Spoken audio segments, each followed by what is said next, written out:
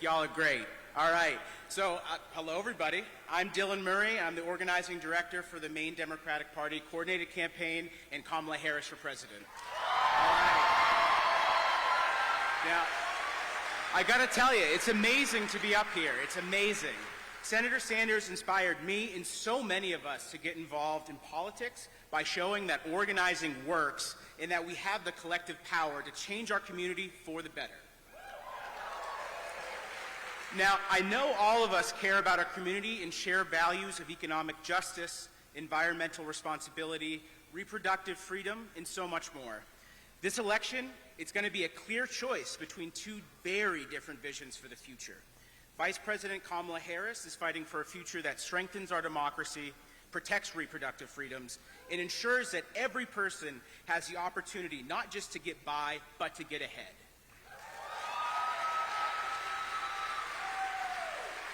Now, on the other hand, Donald Trump is a convicted criminal of fraud, and he's running to enact his extreme and dangerous Project 2025 agenda that would roll back American rights and freedoms, hurt the middle class, and threaten our democracy. Now, this weekend marks 100 days until Election Day. Just 100 days to come together and elect officials who will stand up for our rights and values. I don't have to tell you this, but there is so much at stake this election. And every moment is going to count between now and Election Day. That's why I'm going to be organizing, knocking doors every day between now and November 5th.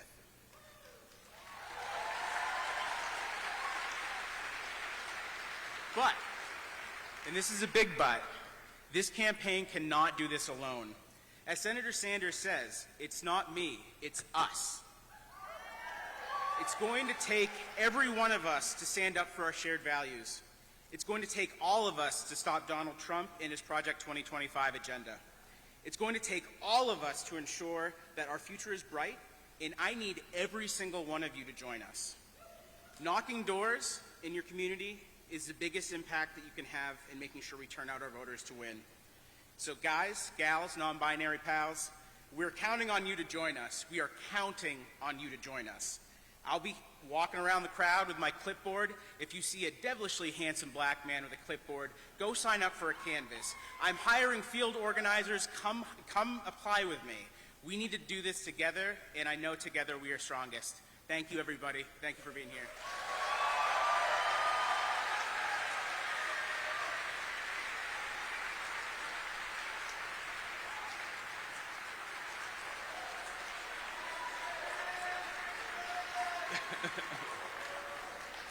Good morning, siblings, brothers, sisters.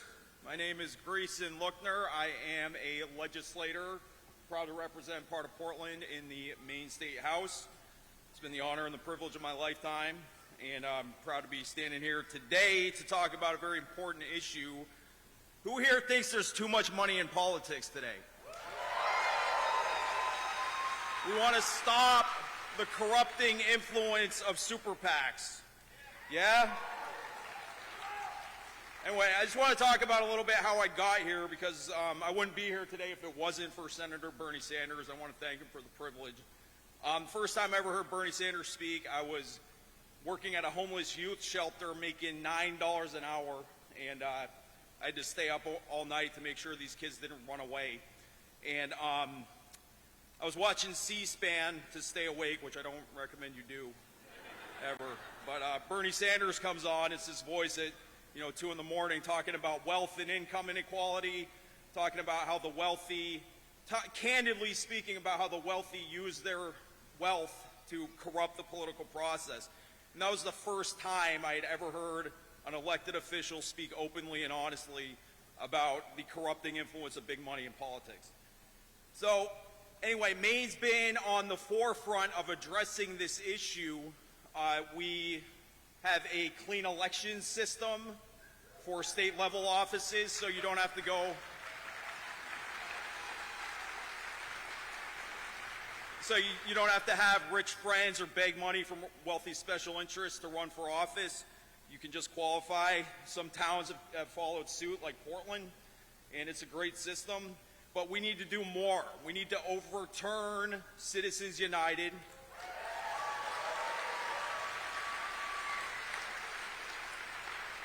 And that's what I'm here to talk about today. Maine, again, is going to be on the forefront of addressing this, the super PACs and the too much money that is going into these dark money PACs that are corrupting our political process. So there is a referendum this year on the ballot you may or may not have heard. It's Yes on 1, and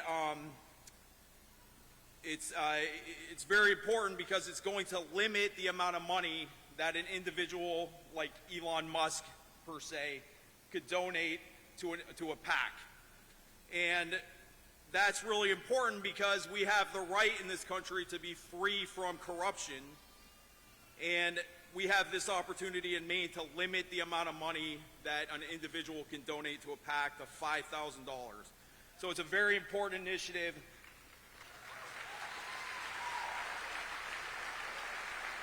It's going to eliminate super PACs and stop out-of-state billionaires and big corporations from spending unlimited amounts of money to influence Maine elections. So it's going to return power back to the Maine people, and anybody who cares about the future of democracy, which I know you all do, that's why we are here today, is going to be coming together to support this initiative. So Yes on 1 is the change we need to end the corrosive influence of big money in politics and give more voice to Maine voters. So you can get involved in this campaign. You can chip in $5, or you can help organize with your local community. It's going to take each of us doing what we can, working together to win this fight, and win we must. So you can get involved by visiting citizens2endsuperpacs.org. This is the fun part. I know everybody's got their phones out. You're going to go right to this link. Again, that is citizens2endsuperpacs.org. Please talk to your friends and neighbors about voting Yes on 1. You can even talk to that, wacky uncle, or that, comes around at Thanksgiving, or your brother or your cousin. It's always a guy for some reason.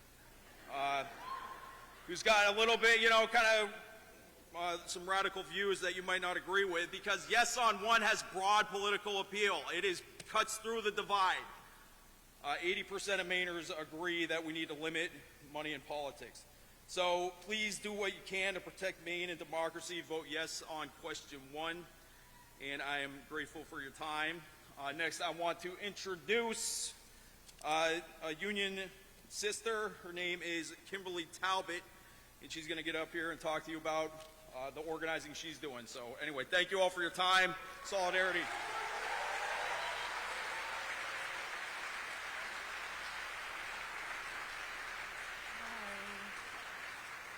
Hello, good morning. A little over 28 years ago, I was a single mother of 1, 7 months pregnant, working at a Friendly's restaurant as a cook and shift supervisor, making $5.25 an hour. The telephone company, then known as 9X, was hiring. So I put on an extra large shirt, took 2 buses out to Davis Farm Road, sucked in my belly, and filled out an application. Thankfully, I was hired, and on day 1, being a descendant of U.S. postal workers and longshoremen, I proudly filled out my union card for IBEW Local 2327. Woo!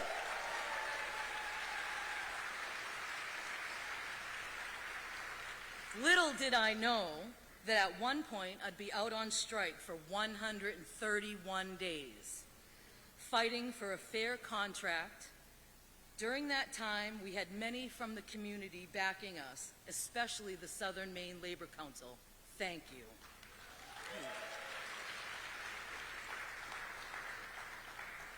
Union workers are dedicated professionals who advocate for fair wages, safe working conditions, and respect on the job. By banding together, we strengthen our voices and drive positive change in the workplace, ensuring that every worker is valued and treated with dignity. Union workers are the backbone of collective strength. Singing union songs amplifies this unity. celebrating shared goals and honoring the legacy of past struggles. It boosts morale, fosters solidarity, and keeps the spirit of the labor movement alive. So, let's all sing my personal favorite, Solidarity Forever. Please join me. 3, 2, 1. Solidarity forever, solidarity forever, solidarity forever, for the union makes us strong. When the union's inspiration through the workers' blood shall run, there can be no greater power anywhere beneath the sun. What force on earth is weaker than the feeble strength of one? But the union makes us strong. Ready?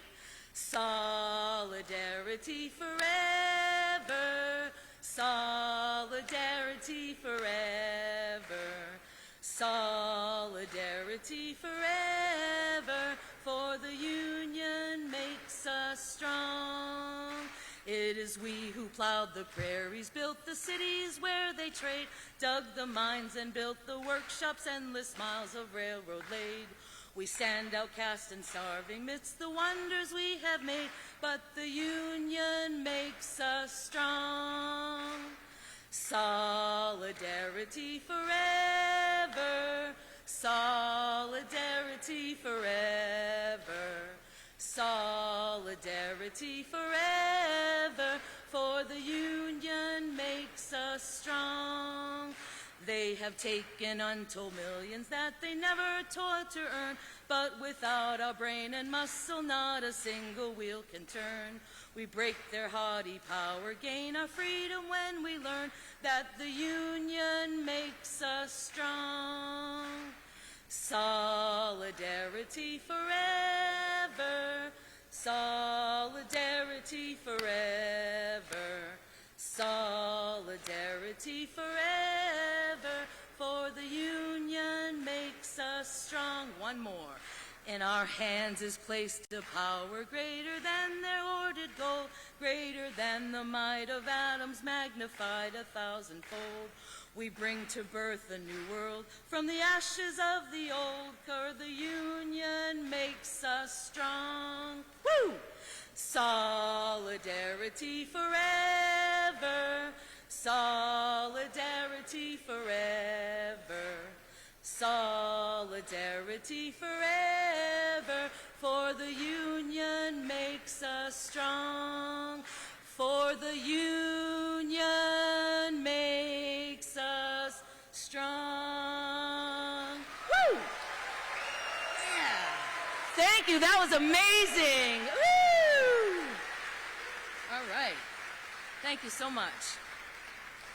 Now, it is both an honor and a pleasure to stand before you today to introduce a remarkable individual who has dedicated his life to public service and championing the rights of working people. Today, we have the distinct privilege of welcoming to Portland, Maine, Senator Bernie Sanders.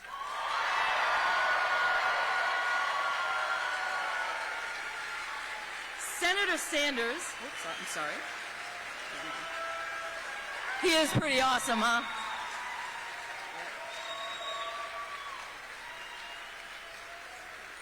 Senator Sanders has been a tireless advocate for the values that matter most to many of us: economic justice, social equity, and a government that works for everyone, not just the wealthy few. Representing the great state of Vermont, Bernie has built a distinguished career on the principles of fairness and integrity. For decades, Senator Sanders has fought for policies that uplift the middle class and address income inequality.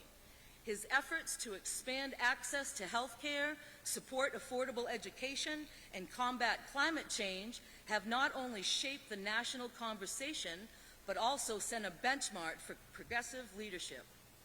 What sets Bernie Sanders apart is not just his unwavering commitment to these causes, but also his ability to connect with people from all walks of life.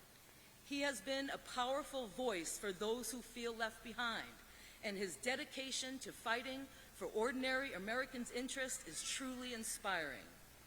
In addition to his policy achievements, Bernie has the unique ability to mobilize and energize people across the political spectrum.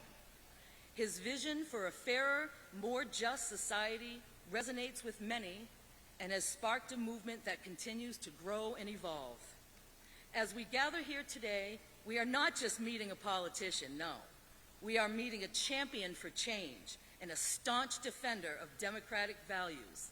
His leadership and advocacy remind us that we have the power to shape our future and that our government serves the interests of all the citizens. So, without further ado, please join me in giving a warm Portland, Maine welcome to Senator Bernie Sanders.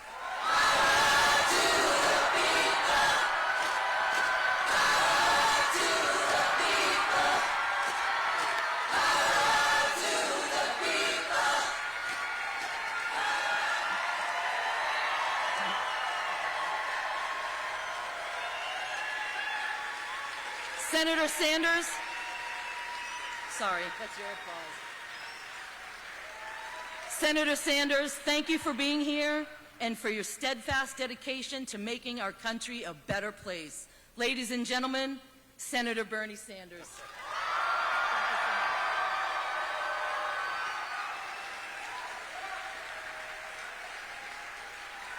Portland, thank you.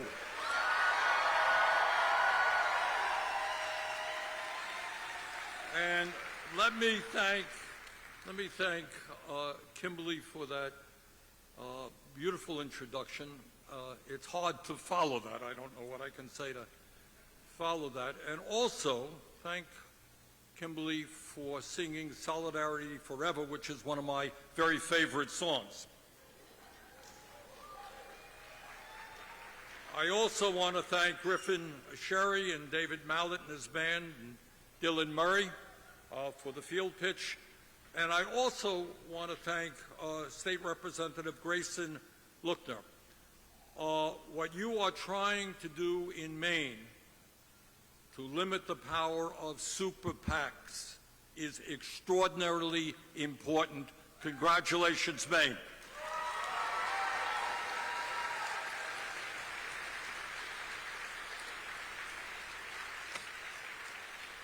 You know, there is a saying allegedly coming from China that says, quote, "May you live in interesting times."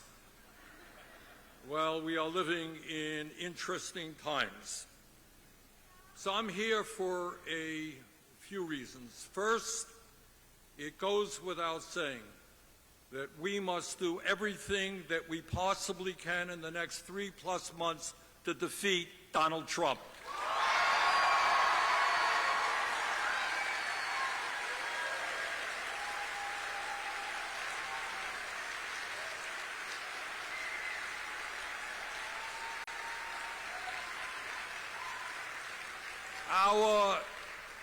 Our deeply troubled country will not recover if the American people elect a president who is a pathological liar, who is a felon, who is a convicted sexual abuser, and someone who is a businessman was involved in 4,000 different lawsuits.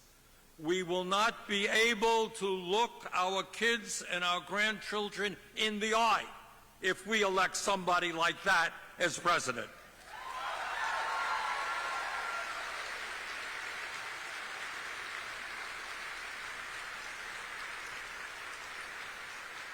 Women for decades in this country have struggled to attain first-class citizenship. We're not going to elect a Donald Trump who will deny women the right to control their own bodies.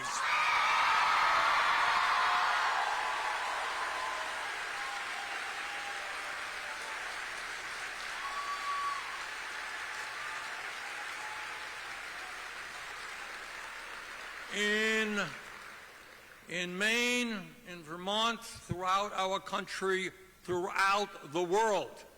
People are struggling right now with the devastating impact of climate change. We're seeing more drought. We're seeing more heat waves. We're seeing more extreme weather disturbances. This country will not make it. The world will not make it if we elect somebody like Donald Trump who thinks that climate change is a hoax.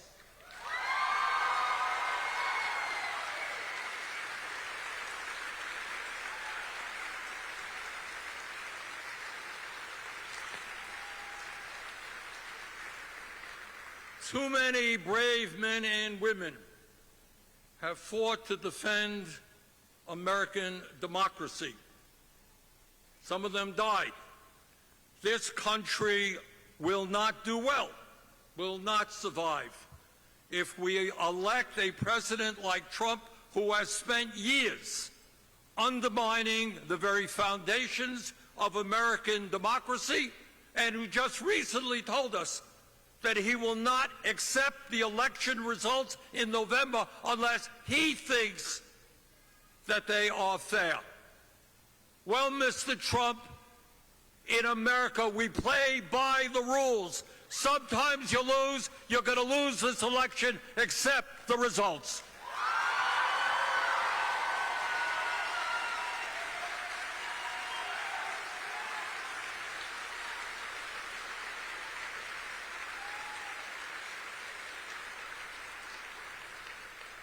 But our job is not just to defeat Donald Trump. It is to elect Kamala Harris as our next president.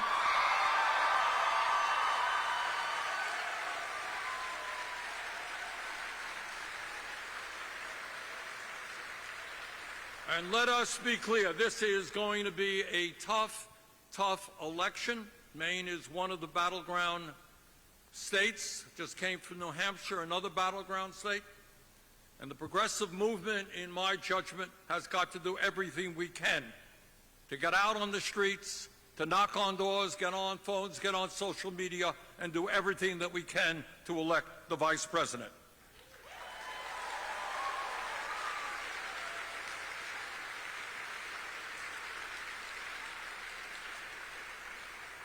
And there are a lot of people advising the vice president, a lot of issues that I think we're all very clear and united on. But it is my view that her best path to victory is if she is prepared to campaign on an agenda that takes on the greed and the power of the big money interests and addresses the needs of the long-ignored working class of our country.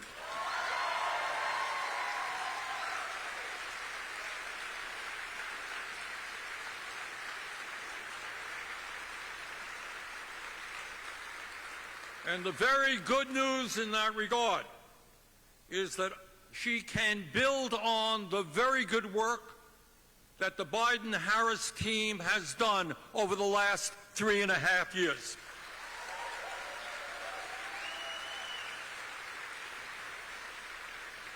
Because in my view, that administration, Biden-Harris, has been the strongest pro-worker administration in the modern history of our country.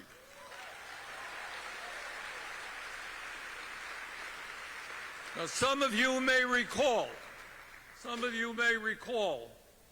that for years politicians were talking about rebuilding our crumbling infrastructure, our roads, our bridges, our water systems, our wastewater plants.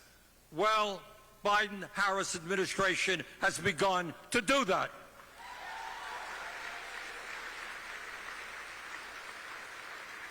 And in fact, we have invested more money in infrastructure than any administration in the history of the United States of America.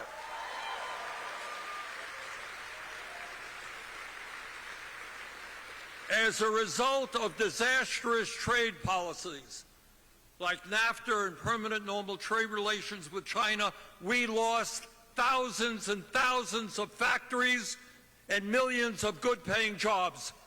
Under Biden and Harris, we are finally beginning to rebuild our manufacturing base.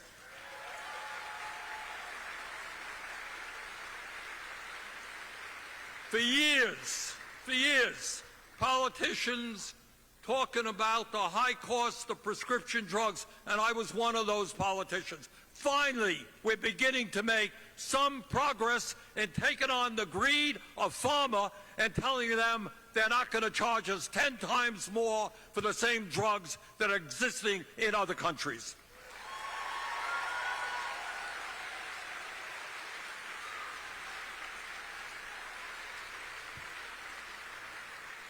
When I was last in Portland, when I was running for president, I talked about the need to cancel all student debt in America.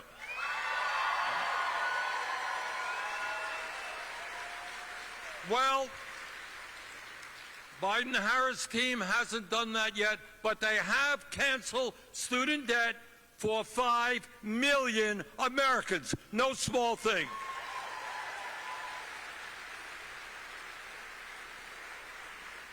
And while Donald Trump and his friends in the fossil fuel industry think that climate change is a hoax, the Biden-Harris team has put more money into transforming our energy system away from fossil fuel to energy efficiency and sustainable energy than any administration in American history.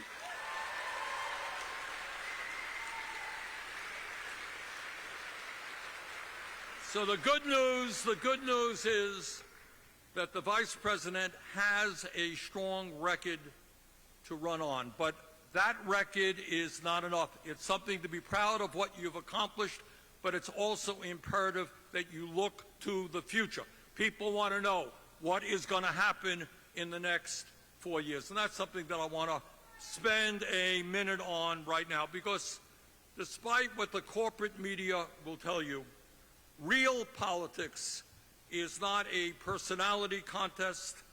It is not a sporting event about who wins or who loses.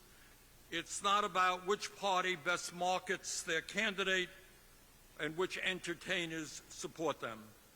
It is about acknowledging the reality that tens of millions of people in our country are struggling every single day to put food on the table and to take care of the basic necessities of life.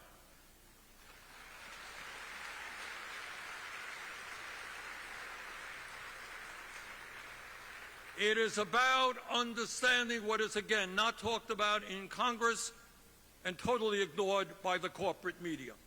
And that is that we have more income and wealth inequality in this country today than we have ever had in the history of America.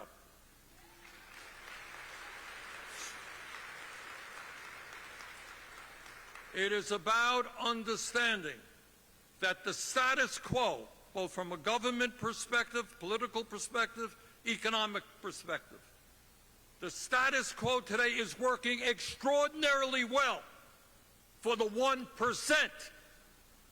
And it's our job to create a government and an economy that works not just for the people on top, but works for every man, woman, and child in this country. That's our challenge.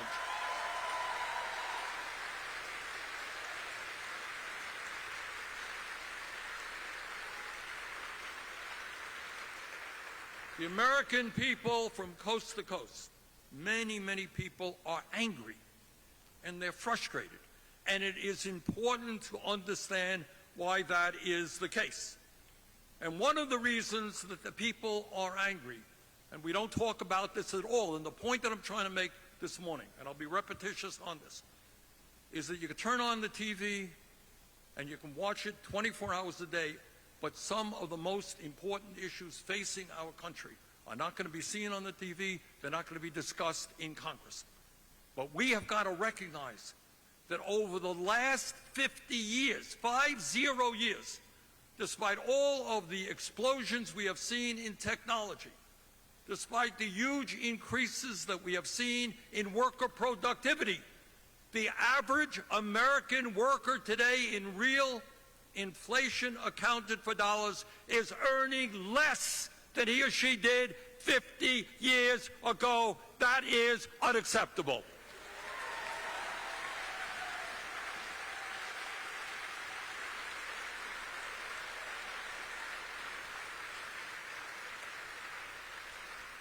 We don't talk about it, but it is unacceptable that 3 people on top own more wealth than the bottom half of American society. That the top 1% own more wealth than the bottom 90%. That CEOs in major corporations now earn 350 times what their average employee makes. It is not acceptable, and we've got to bring these issues to the table, and we've got to fight to change it. That at a time when the billionaire class has never, ever had it so good, where corporate profits are soaring, not acceptable that 60% of our people are living paycheck to paycheck. I grew up in a family that lived paycheck to paycheck. I expect many of you did. This is the wealthiest country in the history of the world, and tens of millions of people should not have to be struggling to put food on the table or pay the rent. We could do better than that.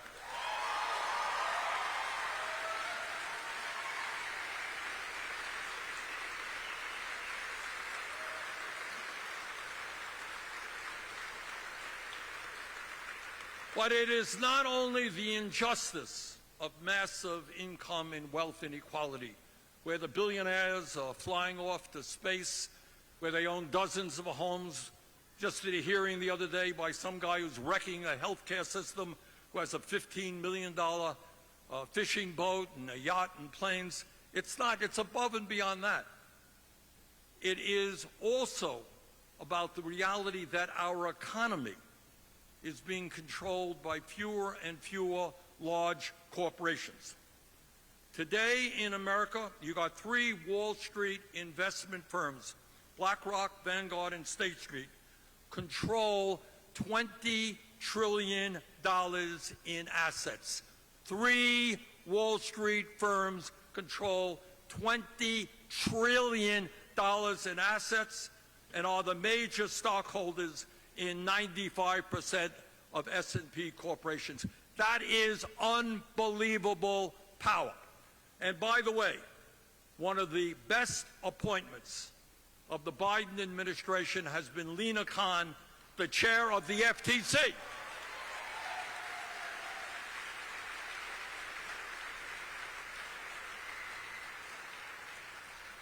And Lina has been doing a great job in going after this kind of concentration of ownership. And just the other day, just literally the other day, some billionaire campaign contributor to the Democratic Party said, if Harris is elected, Lina Khan should go. I say no. Lina Khan should stay and continue her great work.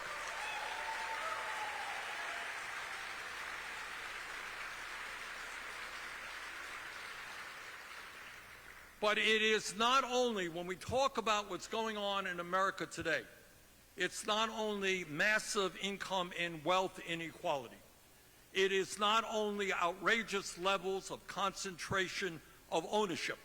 These billionaires are not just putting their money into yachts and their own private jets. It's not enough for them to own the economy. They now want to own our democracy. We cannot allow that to happen.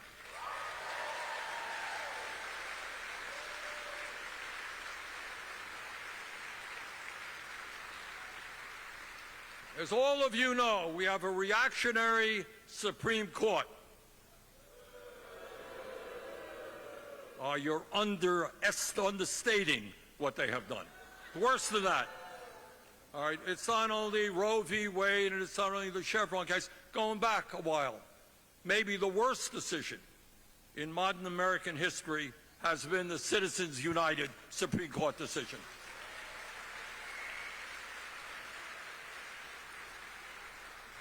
And in that outrageous decision pushed by the Republican leadership, what Citizens United says is that you get one vote and you get one vote, but if you're a billionaire, you can pour hundreds of millions of dollars into the political process to elect candidates who represent your interests and defeat those candidates who stand up for working people. And we are seeing in this campaign Citizens United playing out in a way that we have never seen before. So you got to take a deep breath. Elon Musk, the richest guy in the world, has announced that he is going to be putting $45 million a month into a super PAC for Donald Trump. Not enough for Musk to own Tesla. Not enough for him to own his space company. Not enough for him to own Twitter. Now he wants to purchase the United States government. And it's not just Musk. You got dozens of billionaires, often in the fossil fuel industry, putting huge amounts of money into Trump's campaign, and billionaires putting money into the Democratic campaign as well. Our job must be to demand, and this, by the way, runs across political views, Republicans supported, Democrats, independents. We have got to end this outrageous Citizens United Supreme Court decision and move to public funding of elections.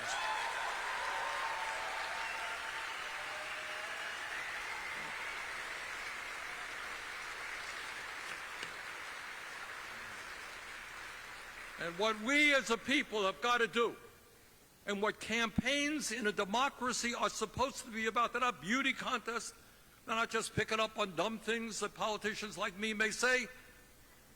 What we have got to do as a people, it's our job to take a hard look at the issues that impact the lives of ordinary people. And to say to our leadership, say, all right, look, this is what's going on in my family's life. What are you going to do about it? And we do that too rarely. Media doesn't do it. We don't do it enough in the Congress. Let me just touch on a few of the issues. We have well, let me ask you this question. I don't want to tell you what I think. I want you to tell me what you think. Is our current health care system broken? Now, that is the response I get wherever I go in this country. This system, health care system, is broken. It is dysfunctional, it is enormously complicated and confusing, and it is wildly expensive. Not talked about in the media.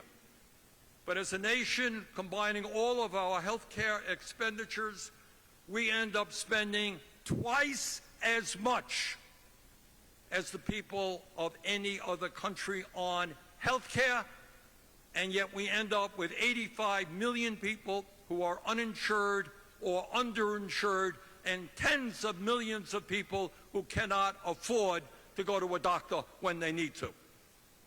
In my view, and this is an issue we need mass support for, we need political organizing around.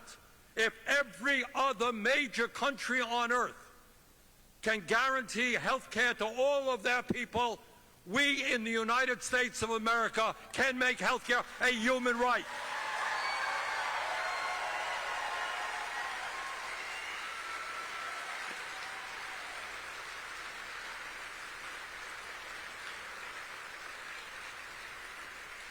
And despite spending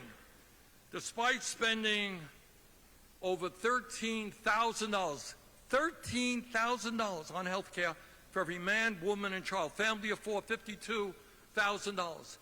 Despite that, our life expectancy, which may be the most important indicator of how a system works, our life expectancy as a nation is significantly lower than countries all over the world, countries that are much poorer than we are. And let me tell you something else which is never discussed, but which is an unspeakable outrage, is that if you're working class in America, or if you're poor in America, you are going to live 10, 15 years shorter than the people on top. How cruel, how immoral is that in the wealthiest country in the history of the world? And the reason for that, like so many other factors, is that the healthcare system is not designed to provide quality care to all of our people in a cost-effective way. It is designed to make huge profits for the insurance companies and the drug companies and the investors in those industries, and it is doing just that. And our job is to say to the insurance companies and say to the drug companies, we are tired of being ripped off. We're tired of seeing people go bankrupt because they cannot afford a hospital bill. We're tired of seeing people dying because they don't go to a doctor when they should. We are going to have health care and Medicare for all as a human right.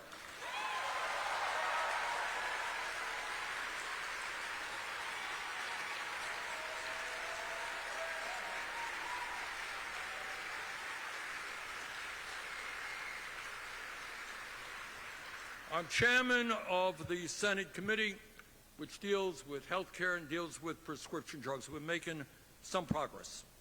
We've been able to lower the cost of insulin in this country for seniors. Millions of people are dealing with asthma and COPD. We're lowering the cost of asthma inhalers. We are beginning finally to do what every other major country does and sit down and negotiate prices with the pharmaceutical industry.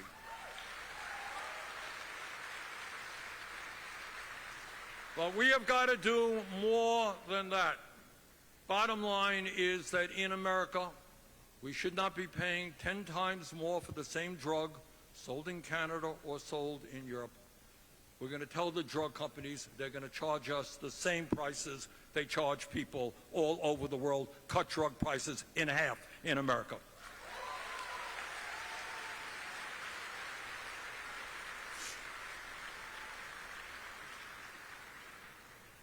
And when we talk about the greed of the ruling class in this country, and we talk about massive levels of income and wealth inequality, we have got to understand that these people on top have been very successful with their lobbyists and their lawyers and their accountants in fighting for a tax system which is absolutely outrageously regressive.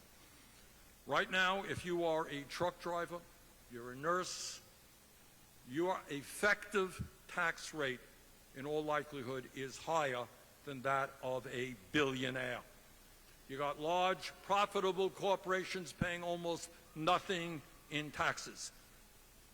Our job right now is to tell the people on top, we are sick and tired of their greed. They are going to start paying their fair share of taxes.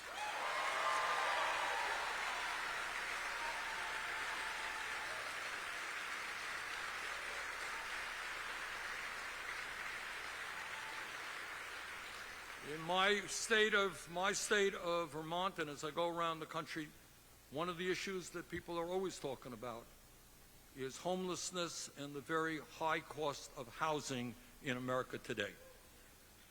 I know in Vermont and all over this country, rents are soaring. Landlords are making huge profits.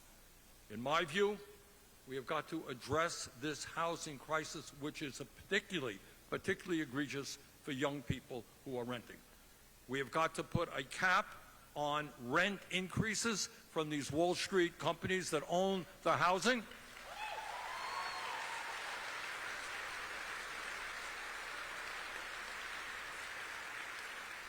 And we have got to build millions of units of affordable, of low-income and senior housing.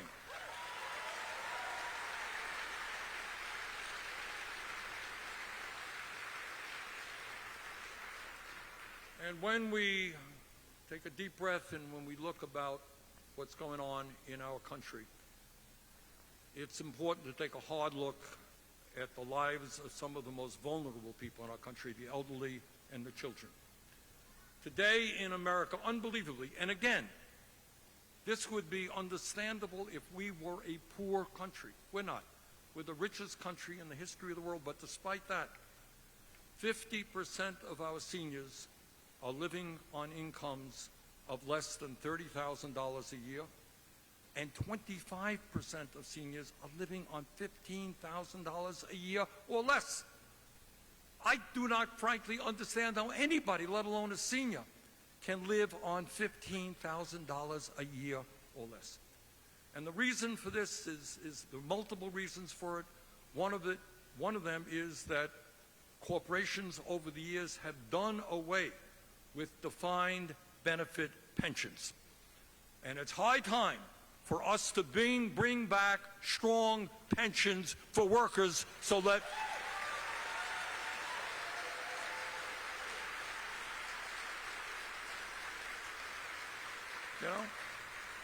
not so many years ago, if you worked for a company, when you retired, you knew what you were getting. It was a defined pension, and it helped you deal with your golden years. Now, we have so many people living in poverty, and you have 90% of Republicans in the House of Representatives. You know what their solution to senior poverty is? It's to cut Social Security. Well, we have a somewhat different idea, and that is right now, in terms of the funding of Social Security, we have a very regressive system, and that is that somebody who makes $16 million a year contributes the same amount into the Social Security Trust Fund as somebody who makes $160,000 a year. If we lift that cap and tax all income, we will be able to increase Social Security benefits by $2,400 a year for seniors.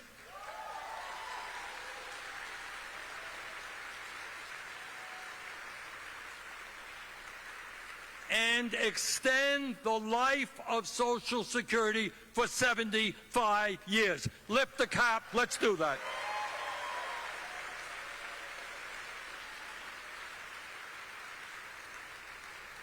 And while our conservative political system is not yet ready to move toward a Medicare for all system, what we can do, and what there is massive support for, is to understand that dental care, hearing, and vision should be part of Medicare.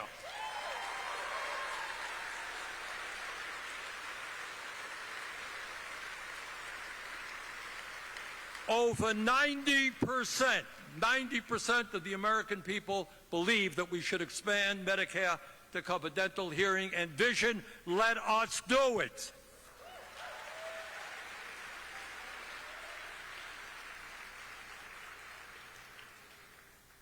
And when we talk about people who are vulnerable, it's not just seniors, it is the children. And I get so tired of going on to the floor of the Senate and hearing all of these politicians, Republicans, they love children, et cetera, et cetera. Oh, they just, their love is so effusive. Can't be controlled. And yet, as I hope all of you know, we have one of the highest rates of childhood poverty of almost any major country on earth. It is an absolute disgrace. Now, during the American Rescue Plan, and I played a role in that because I was then chairman of the Budget Committee, some of you may remember that in the midst of the pandemic, in the early months of 2021, 3,000 people a day were dying. Nurses and doctors who were working in hospitals without protective equipment, adequate protective equipment. Hospitals were being flooded with COVID patients. People were not going to work. Unemployment was soaring. During that period, I will never forget, I live in a middle-class neighborhood in Burlington, and on a given day, there were hundreds and hundreds of cars lined up for emergency food packages given out to people who in a million years never would have believed that they would be having to accept emergency food from the National Guard. That's where we were then. But we got together with the Biden-Harris team, and then we had 50 Democratic senators in the Senate and a small majority in the House. And we worked on something called the American Rescue Plan. And what we did is we said, look, we are suffering at that point the worst economic downturn since the Great Depression. We're suffering from the worst public health crisis since the Spanish flu of 100 years ago. We have got to respond to the needs of working class people, middle class people in this country. And what we did, as you may recall, is we provided $1,400 for every man, woman, and child in this country.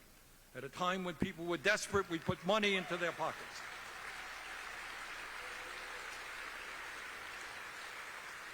We increased and extended unemployment benefits because people couldn't go to work, businesses were shutting down.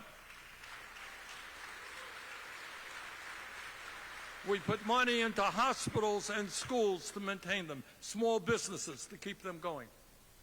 But there's something else that we did, which I think tells you what progressive government can do. As part of the American Rescue Plan, we said, look, times are really, really tough, and if you're a parent raising young kids, it is doubly difficult, very expensive to raise kids now. So what we did is provided $300 for parents, for every kid in a family under 17. That's what we did. Every month, $300 per kid.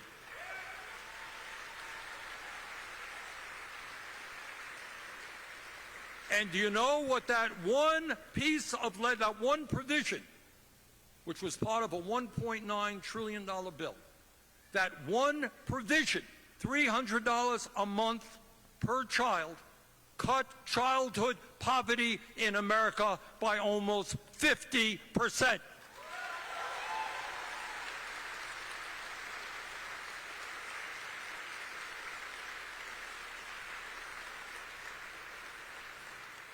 Our job, now that expired, because when we were trying to create Build Back Better, what we did with the American Rescue Plan is we had an emergency, we acted. By and large, those were 3-year programs.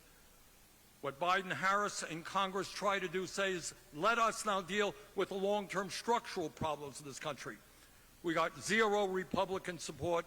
We lost 2 corporate Democrats. We were unable to do it. But right now, when we think about the needs of our children, put it high up on the list. We're going to bring back that child tax credit. We're going to substantially lower childhood poverty in America.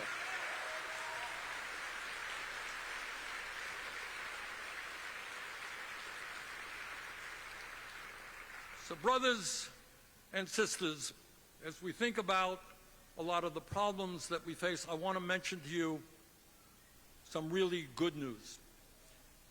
And that is that right now we are seeing a revitalization of the trade union movement in our country.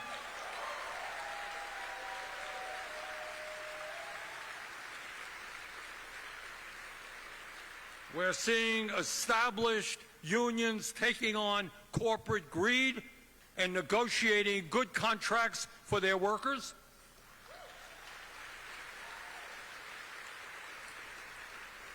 We are seeing young people join unions in a way that we have never seen before.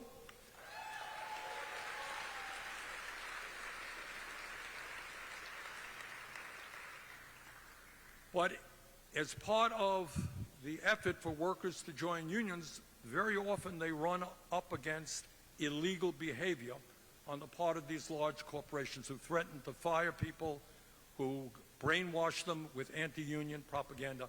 And that is why we must pass the PRO Act to make it easier for workers to join unions.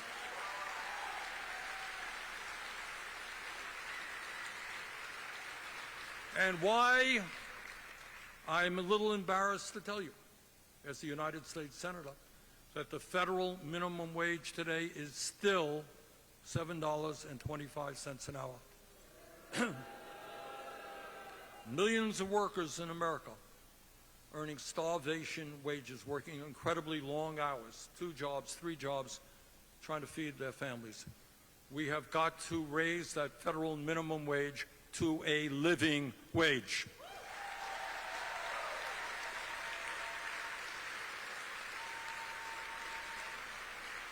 And to my mind, that living wage is at least $17 an hour.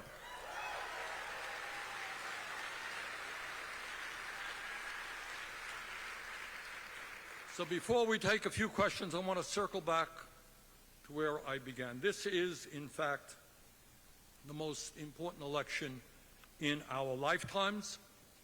We have got to work double time and triple time to make sure that Trump is not elected and that the vice president is.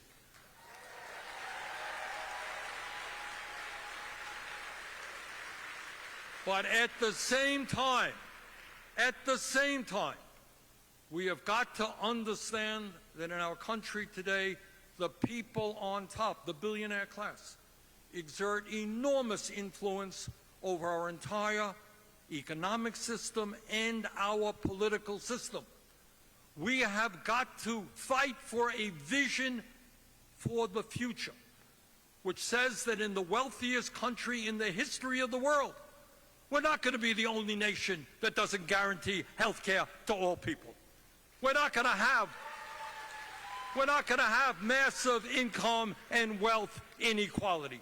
We're not going to have 500,000 people sleeping out on the streets and kids going to inadequate schools because teachers are underpaid.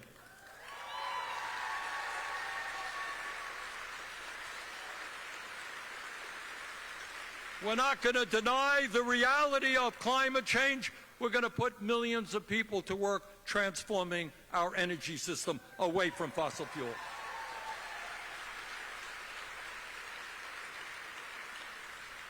Brothers and sisters, these ideas are not, quote unquote, far left ideas. They are not utopian visions.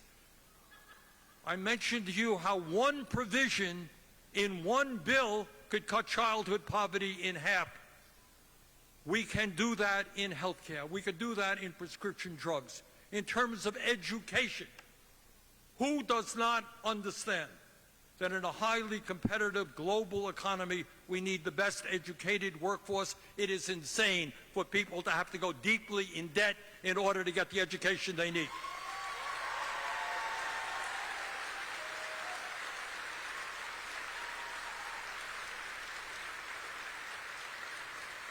And maybe instead of spending $1 trillion on the military-industrial complex, we invest in education for our kids.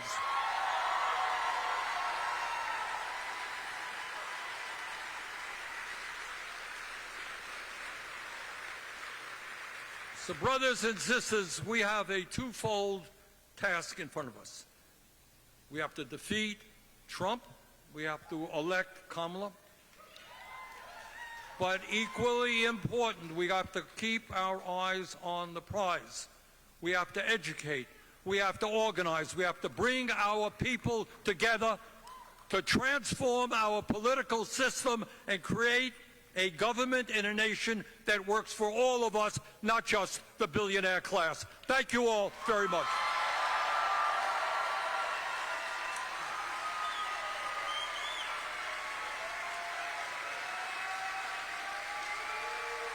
Thank you.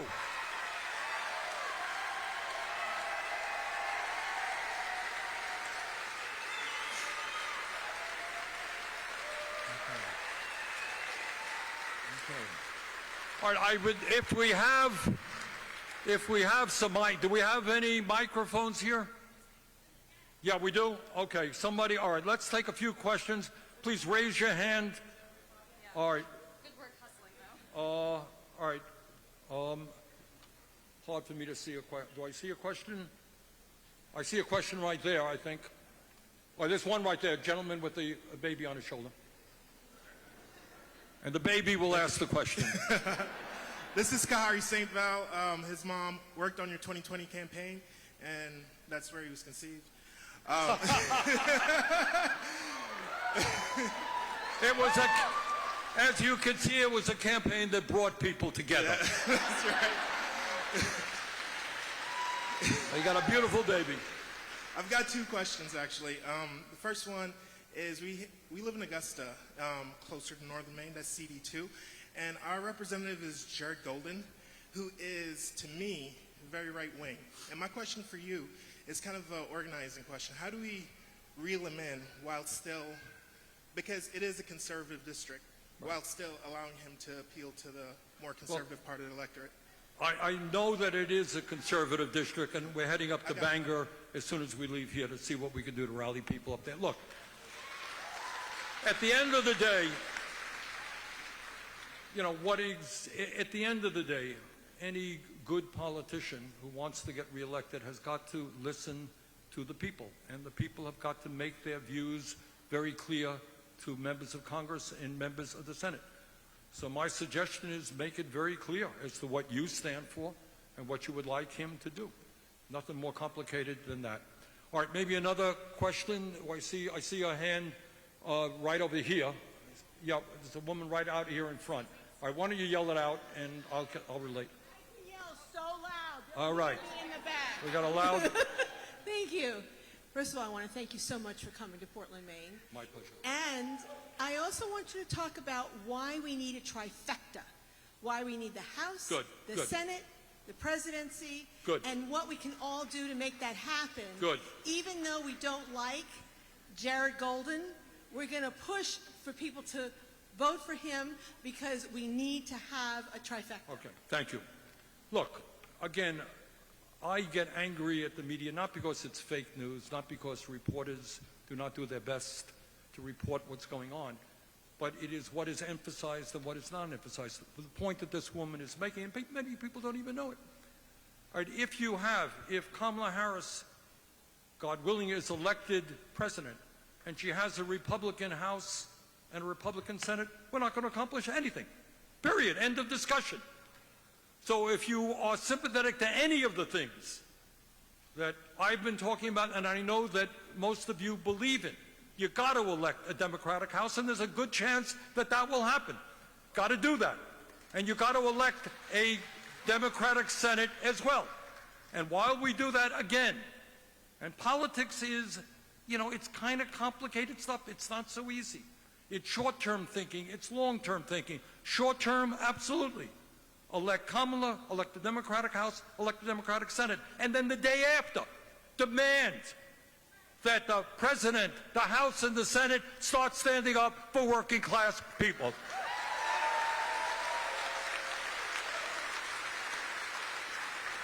But let's be clear. Let's be clear, in spite of some of their recent remarks, if anybody here thinks that the Republican Party gives a damn for the working class in this country, you are terribly mistaken.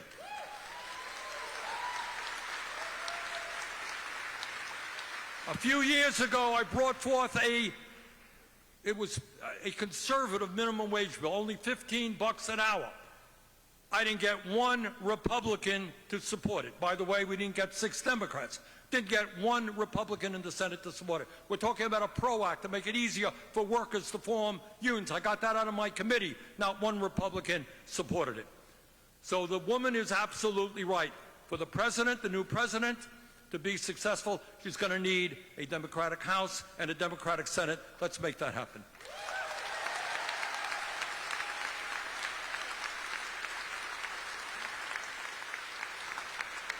Okay, I see a hand right here. Good. Okay, yeah. Thank you. There are a lot of uncommitted voters right now. Oftentimes young people and people like myself who are absolutely wanting to see Donald Trump defeated. But the big issue facing us that is not just about what I'm to say, but is about us, is Gaza.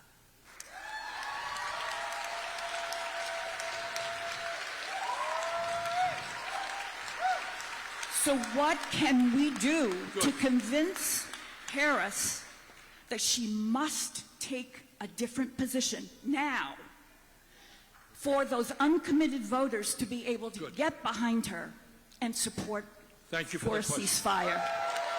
Okay. Thank you very much.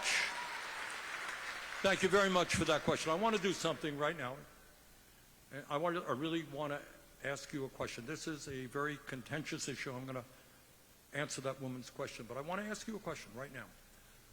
How many of you support the position of the Biden administration on Israel and Gaza? Please raise your hand. Raise your, hold on. No, I don't want booze. There are people who do.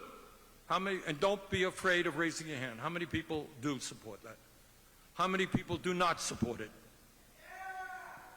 Okay. From what I'm seeing is a very significant majority of people do not support it. I do not support it. All right. Now, the woman has asked a very important question, both from a policy point of view and a moral perspective, as well as a political perspective.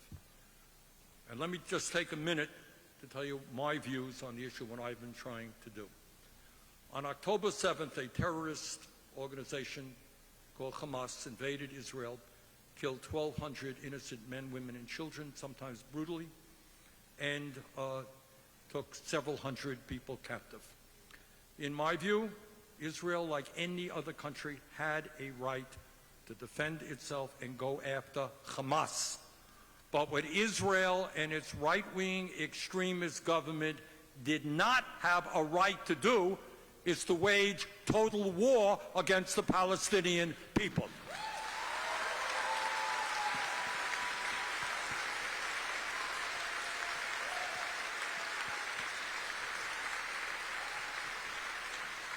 And let us be clear, because I've helped lead this effort in the Senate, let's be clear about what's happening in Gaza right now, and it is almost unspeakable. We're talking about a Netanyahu extremist government which has out-and-out anti-Palestinian racists in its government. They have displaced 90% of the people of Gaza, 2.2 million people. 90% have been driven from their homes, and in many cases, not once, not twice, almost half the population are now living in sweltering heat in tents. 60% of the housing units in Gaza have been damaged or destroyed, so we don't know what these people are going to be able to return to. The healthcare system, most of the hospitals have been destroyed, and those that remain are only partially operable. There are 12 universities in Gaza. Every single one of them has been bombed. The civilian infrastructure of Gaza, water systems, wastewater plants, bombed, raw sewage, creating disease into the streets, clean drinking water, hard to find. In my view, given the reality that what Netanyahu and his government are doing in creating one of the worst humanitarian disasters in modern history, which now includes, over many months, the blocking of humanitarian aid coming in, so that we're looking at hundreds of thousands of people facing hunger and starvation. In my view, U.S. taxpayer money should not go, not 1 cent should go to prop up the Netanyahu government and this type of behavior.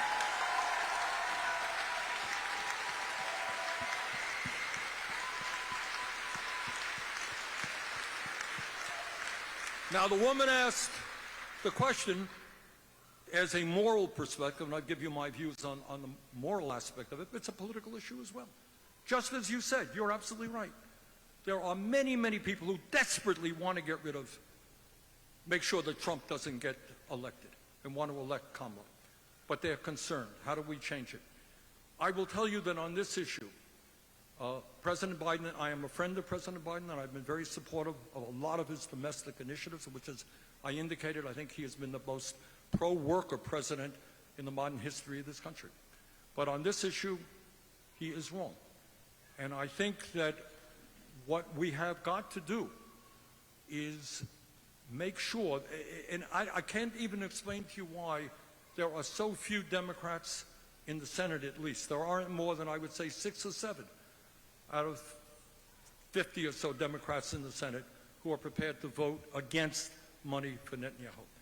And they are, that's right, it has a lot to do with AIPAC, it has a lot to do with money in politics. And by the way, poll after poll shows that the American people are not supportive of what Netanyahu is doing. And by the way, in the Democratic Party, those numbers are very, very high. So to answer your question, what we have got to do at a grassroots way is say to the Democratic Party is that the policies that you have right now regarding Netanyahu are wrong. And if you really want to get young people involved in this campaign, the time is now to change those policies.